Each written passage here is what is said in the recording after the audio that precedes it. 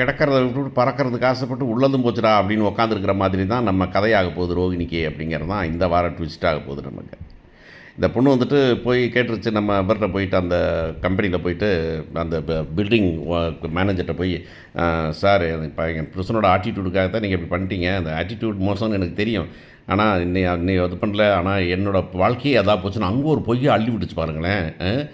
அங்கே ஒரு பொய்யை வந்துட்டு வாழ்க்கையே போயிடும், எனக்கு வந்துட்டு எனக்கு டிவோர்ஸ் பண்ணுற அளவுக்கு போயிட்டாங்க, இந்த ப்ராஜெக்ட் போனதுனால தான் எனக்கு இப்படி போயிடுச்சு அப்படின்னு சொன்னிச்சு பாருங்கள். அங்கே நிற்கிது நம்ம ஆள் அப்படிங்கிறது தான் விஷயம். உடனே வந்துட்டு அவர் சொல்கிறார், சரி சரிம்மா போம்மா பார்க்கலாம், ஆனால் ஏற்கனவே வந்துட்டு ஒரு ப்ரொடியூஸ் பண்ணுற கம்பெனிக்கே சொல்லிட்டேம்மா அப்படின்னு சொல்லியாச்சு. இப்போ என்ன கதை ஆக போகுது அப்படிங்கிறது தான் விஷயம். நாளைக்கு வந்து பால் நம்ம பூ விற்கிற கடை வைக்க போகிறாங்க. கடைக்கு வந்துட்டு பால் காய்ச்சறதுக்கு இப்போ மீனா வர போகிறாங்க. மீனா வந்து எல்லாத்தையும் கூப்பிட்டு வர போகிறாங்க. கூப்பிட்டு வந்து அங்கே வரும்போது மனோஜையும் கூட்டிகிட்டு போகிறாங்க. மனோஜையும் கூப்பிட்டு போனால் பால் வந்துன்னா அவனுக்கு ஏற்கனவே அங்கே அந்த வீடும் தெரியாது அவனுக்கு. அவன் வந்துட்டு ஏன்னா கம்பெனிக்கு தான் போயிருக்கான், வீட்டுக்கு போனதே இல்லை. அங்கே போனால் தான் மேனேஜரையும் பார்க்க போனால், மேனேஜரை பார்த்தோன்னா மேனேஜர் வந்து சொல்ல போகிறாரு, ஏங்க என்னங்க உங்கள் குடும்பமா நீங்கள் வந்திருக்கீங்க நீங்கள் அப்படின்னு சொல்லி வராங்க. ஆமாங்க எங்கள் குடும்பம் தான், எங்கள் தம்பி ஒய்ஃப் தான் இது அப்படின்னு சொல்கிறாரு. ஆனால் இவ்வளோ மோசமாக இருக்கிறீங்க, குடும்பத்தை பார்த்தா நல்ல குடும்பமாக தெரியுது, நல்ல மனுஷனாக பேசுகிறீங்க, நீங்கள் எல்லோரும் பண்ணுறீங்க, கடைசியில் வந்து இந்த ஒரு ப்ராஜெக்ட் கிடைக்கலன்னா நீங்கள் வந்துட்டு டைவர்ஸ் வரைக்கும் போவீங்க அப்படின்னாக்கா, என்ன ப்ராஜெக்ட் இருக்குன்னா டைவர்ஸு அப்படின்னா இந்த ப்ராஜெக்ட் தான் உங்களுக்கு வந்துட்டு அந்த இப்போ டிவி அது ஏசி மிஷின்லாம் சப்ளை பண்ணுறதுக்கு ஆர்டரை கொடுக்கலையில, கொடுக்காதனால அது கிடைக்கலங்கிறதுனால உங்கள் பொண்டாட்டியை டைவர்ஸ் பண்ணுறீங்களாமே நீங்கள். ஏமா நீங்களாம் நம்ம ஒரு அம்மா இருக்கிறீங்க, ஒரு அப்பா, என்ன சார் இந்த ஒரு ப்ராஜெக்ட்டுக்காக போய் லைஃபையே கெடுத்து விடுவீங்களா, மகன் லைஃபே அப்படின்னாக்க யார் சொன்னால் உங்கள்கிட்ட அப்படின்னா, நேற்றுக்கு வந்தாங்க உங்கள் ஒய்ஃபு அப்படின்னு சொன்னால் அந்த அம்மா விஜயா சொல்லுவது, ஒய்ஃபுன்னு சொல்லாதீங்க, அவளை டைவர்ஸ் பண்ண போகிறோம் நாங்கள் அப்படின்னு சொன்னாக்கா, அதைத்தாம்மா நானும் சொல்கிறேன் அப்படின்னு. ஆனால் டைவர்ஸ் பண்ண போயும் அந்த அம்மா வந்துக்கிட்டு உங்களுக்காக வந்துட்டு அந்த ப்ராஜெக்ட் எங்களுக்கே எங்கள் வீட்டுக்காருக்கே கொடுங்கன்னு கேட்குறதுன்னா அவர் நல்ல மூளையாக இருக்கும் போல இருக்கே அப்படின்னு அவர் சொல்லுவார். அப்படி ஒரு நல்ல மனுஷத்தை தெய்வத்தையாக நீங்கள் போய் யாரும் இது பண்ணுறீங்க அப்படின்னு கேட்ட உடனே கடுப்பாகி விஜயா ஃபோனை பண்ண போகிறாங்க. விஜயா ஃபோனை பண்ணி, ஏடி உன்னை யார் எங்களுக்கு ப்ராஜெக்ட் கேட்க சொன்னது, இந்த இதுக்காக எல்லா ஃப்ராடு வேலையெல்லாம் பண்ணிவிட்டு நீ வந்து இப்போ வந்து இப்படி சொல்வியாடியே அப்படின்ட்டு இவங்க என்ன பண்ணுறாங்க, ஃபோனை பண்ணி திட்டிவிட்டு இந்த ஆள்கிட்ட வந்து, இதெல்லாம் கிடையாது, இந்த வாயை திறந்தாவே போய் தான் சொல்லுவாள், அவளுக்கு ஏற்கனவே கல்யாணம் முடிஞ்சு 6 வயசில் 7 வயசில் பிள்ளை இருக்கிறதை மறைச்சிட்டு கல்யாணம் முடிச்சா, அதுக்காகத்தான் நாங்கள் வந்து பொய் சொல்லிகிட்டே இருந்தா, அதில் பார்த்தா சிங்கப்பூர்காரினா அதுவும் இல்லை, அதனால தான் பொய் சொல்கிறாங்கிறதுனால தான் நாங்கள் அதை வேணான்ட்டோம் அப்படின்னு. இந்த ஆள் கடுப்பாகி அந்த அவளுக்கு ஃபோனை பண்ண போகிறார். யாரும்மா நீ தான் கையெழுத்து போட்டிருக்கம்மா அப்படின்னு அவர் சொல்ல போகிறார். 10 லட்சம் கொடுத்தாங்க, 10 லட்சம் எங்கள் அட்வான்ஸ் கொடுத்தா பணத்தை முதல்ல வேணாமா அப்படின்னு சொல்ல போகிறார். எங்கள் நானாக வாங்கினேன், அவர் கடை அவர் தான் வீட்டுக்கு ஓனர் தான் வாங்கினார். எங்கே ஓனர், நீ தானே ப்ராஜெக்ட் வாங்கினேன், நீ தானே சொன்ன, நீ எனக்கு ப்ராஜெக்ட் கொடுத்தாங்கன்னு அந்த 10 லட்சத்தை கொடுமா அப்படின்னாங்க.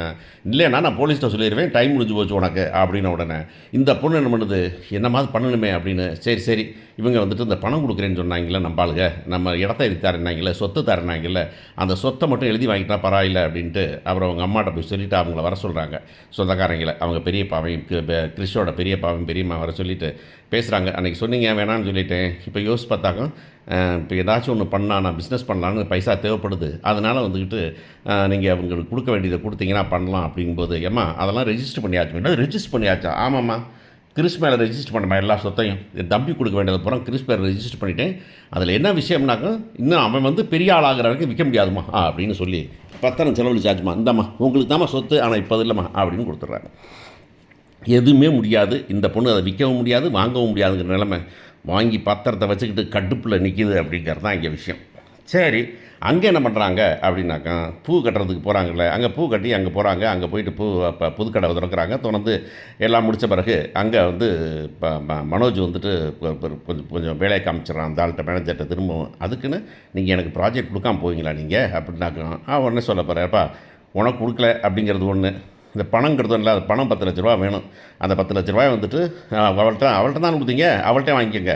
அவள் ஏற்கனவே என்கிட்ட 3 லட்ச ரூபா திருடி இருக்கிறா, எல்லா காசும் எடுத்துருக்கிறா, அவள்கிட்ட வாங்கிக்கோங்க நீங்கள் அப்படின்னு சொன்னாக்கா, இவர் போலீஸ் போகிறேன் அப்படின்னு சொல்லிட்டு நிற்க போகிறாரு. அங்கே என்ன நடக்க போகுது அப்படின்னு தெரியல. இந்த பக்கம் பார்த்திங்கன்னா வந்துக்கிட்டு இந்த பொண்ணு இருக்கு இல்லையா, நீத்து திரும்ப வந்துட்டு இப்போ சுருதியை பார்க்குது. சுருதியை பார்த்து என்ன பண்ணி சுருதியோட அம்மா என்ன பண்ணுறாங்க, நீத்து ஹோட்டலுக்கு ஆள் அனுப்பிடுறாங்க. ஆள் அனுப்பி எல்லாத்தையும் 2 வெளுத்து விட்டாங்க, கடையை பூரா உடச்சி விட்டு போயிடுறாங்க. ஏன்னா அவங்க அப்பா பெரிய ஆளாச்சா அப்படின்னு சொல்லி உடச்சி விட்டு போயிட போகிறாரு. உடச்சிட்டு உடனே இந்த பொண்ணு கடுப்பாகி அங்கேருந்து ஃபோனை பண்ணி ரவிக்கு, ரவி என்ன பண்ணியிருக்காங்க பார்த்தீங்களா, உங்கள் ஆட்கள் யாரோ வந்து எங்கள் கடையை உடச்சிருக்காங்க அப்படின்னா, அன்றைக்கி கம்மன் நான்லாம் ஒன்று அனுப்பல, எங்களுக்கு ஒன்று வந்து நான் இல்லை அனுப்பியிருக்காங்க அப்படின்னா, உங்கள் மாமனார் தான் உங்கள் மாமியார் தான் அனுப்பியிருக்காங்க அப்படின்னு உடனே ஸ்ருதி ரவி சண்டை போகிறான். ஸ்ருதி பேசாமல் இருக்க வேண்டியதானே, எதுக்கு உங்கள் அம்மா போனேன், ஏன் உனக்கு என்ன அக்கறை, அவள் கடையை உடைச்சாக்க என்னை என் வாழ்க்கையில் விளாண்டா அதுக்கு எங்கள் அப்பா அம்மா கோவம் வராதா, பரவாயில்ல உன் வாழ்க்கையில் விளாண்டா உங்கள் அப்பா அம்மா கோவம் வருதுல்ல, அந்த மாதிரி வரும்ல, அதில் அடிச்சிட்டாங்க, அதுக்கு என்ன பண்ண முடியும் நம்ம அப்படின்னு சொன்ன உடனே முத்து போகிறான். முத்து போயிட்டு இங்கே பாரு, இதோடு முடிஞ்சது கதை, இதோடு முடிச்சுக்கலாம், இதுக்கு மேலே வந்து நீ வந்துட்டு இப்போ வம்பு இழுத்துக்கிட்டு இருக்காத, தயவு செஞ்சு மன்னிப்பு கேட்டுட்டு இப்போ ஒரு போஸ்ட்டை போட்டுருந்தீ அப்படின்னாக்கா, இல்லைனாக்கா அவங்க செஞ்சது ஒரு பக்கம் நான் இன்னொரு பக்கம் செய்ய வேண்டியிருக்கும் அப்படின்னு வேறு வழியே இல்லாமல் அந்த பொண்ணு வந்து போஸ்ட்டை போட போகுது. போட்டுட்டு வந்து ஹோட்டலில் வந்து நம்ம ஸ்ருதிகிட்ட வந்து, இனிமேல் இப்படிலாம் செய்ய மாட்டேன் ஸ்ருதி, நீ பாட்டில் வருங்க உங்கள் லைஃப்பை பாருங்கள் அப்படின்னு சொல்லிட்டு போகுது. அப்போ ரவிகிட்ட வந்துட்டு, ஓகே ரவி, நான் வந்து டிஸ்டர்ப் பண்ண மாட்டேன், நான் போஸ்ட் பண்ண மாட்டேன், ஒன்றும் பண்ண மாட்டேன், ஆனால் உன்னைய தவிர எனக்கு வாழ்க்கையில் வேறு யாரையும் நான் கல்யாணம் முடிச்சுக்க மாட்டேன் அப்படின்னு சொல்லிட்டு போனோன்னே ஸ்ருதி விறுவிறுன்னு நிரப்புறாங்க. இங்கே முத்து இங்கே வருமா, அந்த பிள்ளை வாழ்க்கை வரமாட்டேன்னு சொல்லிடுச்சு, டிஸ்டர்ப் பண்ண மாட்டேது, அதோடு விட்டுறணும், அவ்வளோதான், அப்புறம் அது நினச்சிக்கிட்டு இருக்குது என்னமோ பண்ணுது, அதை பற்றிலாம் நம்ம கவலைப்பட வேண்டாம் அப்படின்னு சொல்லி அனுப்பிட போகிறாங்க. ஸோ பிரச்சனையில் நிற்க போகிறது யார் அப்படின்னாக்கா நம்ம